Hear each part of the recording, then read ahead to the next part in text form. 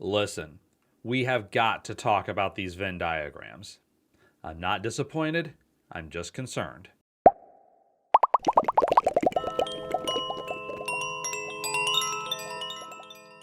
Welcome to this video on data architecture and mental models. My name is Kevin Fiesel. I am the proprietor of Catalxy Services LLC, a consulting firm which specializes in work all across the data platform space, especially SQL Server. The last video I did looked at joins. I gave you an idea of how they work and enumerated the types of joins available to us in SQL. One thing I pointedly did not do is introduce Venn diagrams. You see, the problem here is that some people want to use Venn diagrams in places where they don't belong, perhaps because that's the only thing these people knew.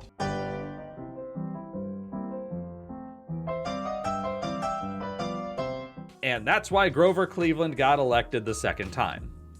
Wait, where was I? Oh, right. So, Venn diagrams and joins. The purpose of this video isn't to call anyone out. We're not naming and shaming here, today, yet.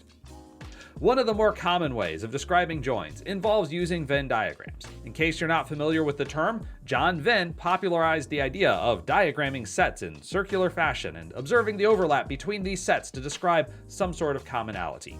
For example, we have the set of people who like chocolate and hazelnut spread, the set of people who like peanut butter, and the set intersection of people who know that the peanut butter and Nutella sandwich is the S-tier choice. See how I describe that example? Sets. Because we typically use Venn diagrams to describe notions in set theory. And if this channel ever dives into category theory like I keep threatening to do, we're all doomed. Join behavior may superficially look like set behavior, but it's not quite the same, and trying to think in joins in terms of Venn diagrams will end up giving you the wrong idea. And here's why. Let's start off with this simple diagram with tables A and B, and suppose we want to join together records from these two tables. In the Venn approach, we'd say that the intersection of A and B is an inner join. I suppose the idea here is that we describe the intersection as the set of keys or join criteria in table A which have matching representations in table B. The problem is we're already losing information. I can't talk about rows in table A which have matches in table B because there are going to be columns in table A which don't have corresponding matches to table B. The whole point of a join is we're merging together two separate streams of information to gain additional insight. We have similar problems with the three outer joins, left, right, and full. At first glance, it may feel intuitive that this represents a right outer join. But it's not. You see, in addition to the loss of non-key information we already have going on, there's another, more insidious problem lurking under the covers. If I show you this image and try to pass it off as a right outer join, it obviates an important part of joins. The fact that we may get back in our result set multiple rows per input row. In this area of intersection between A and B, we may have one row in table A whose key matches to a row in table B. Or we may have 10,000 rows in table A whose key matches to a row in table B. But the problem with using this visual is that you mentally want there to be one-to-one matches between A and B. And when you lose sight of this, bad things happen. So don't use Venn diagrams to describe join behavior. Instead, I think a better way to visualize join behavior is this sort of block diagram. We still have the idea of a left-hand side and a right-hand side, and if you want to get fancy, we can use color to represent key matches. This comes with two inbuilt advantages. First, we don't lose non-key information in this diagram. Through the magic of animation, we can make these two rows combined together. Now we can see the information from both sides, just like you would in a join. The second advantage is that I can easily remind you that we can have one-to-many relationships between tables. Note that the red key appears multiple times on the right-hand side. Unlike a Venn diagram, I can show one left-hand side row turning into multiple result rows after a join. This even works with Cartesian products. We can see the results here and the chaos that unfolds. So in short, This kind of block diagram does a better job of visualizing join behavior than a Venn diagram. But let's not leave Venn aficionados hanging. There is a good use of Venn diagrams in the SQL world, so let's go to a demo and see what that use case is. Let's talk a little bit of set logic in SQL. There are 3 operators which are particularly interesting to us. The first of them is called union, which serves as the addition of 2 sets. Popping up a little Venn diagram, here's what it looks like in visual form. In T-SQL, here's an example. Using the Chicago parking ticket database, let's select the zip code, year, and population from chicago.population by zip code for the year 2018.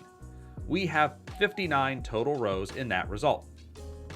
Then we'll do the same for the reference data schema's population by zip code, noting that the year here is a date time type rather than an integer. We get back 32,989 zip codes in this result. If we union these together, we get back a total of 32,990 results. What's going on here is that we get the set of all rows in the Chicago schema table plus the reference data schemas table. One important thing to remember about sets is that there's no such thing as duplication in a set. An element exists one time. So if it's in the Chicago schema table and the reference data schema table, we get back 1 row, not 2. In set theory terms, this is a union. In SQL terms, this is a union distinct, as we are concatenating the results of these 2 tables together and then getting the distinct collection of results. The implication we can draw from this query is that there is 1 row in the Chicago schema which does not appear in the reference data schema. We can test this using the except operator, which performs set subtraction. Running this query, we can see that one zip code is 60666, which happens to be the zip code for O'Hare International Airport. Turns out that nobody lives in O'Hare. Probably. Incidentally, I referred to the union keyword as a union distinct in SQL. There is another form of union in union all. This gives us back 1 row for each record in the Chicago schema, plus 1 row for each record in the reference data schema.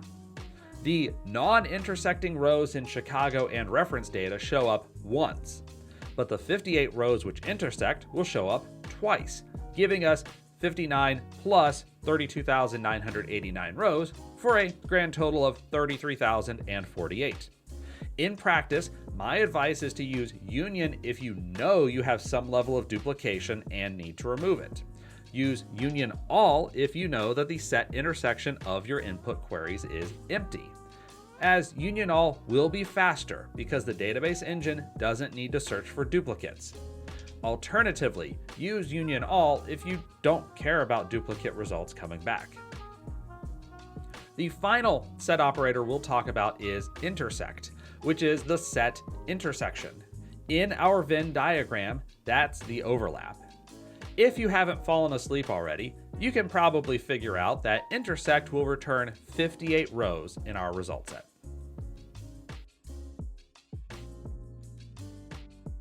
And that'll do it for set operators in SQL. This started out as a flippant rant about Venn diagrams that I added just because we talked about joins in the prior video, but I think we got somewhere by the end of it. Let me know in the comments what you think. We'll have links and show notes in the description below. And until we see each other in the next video, take care.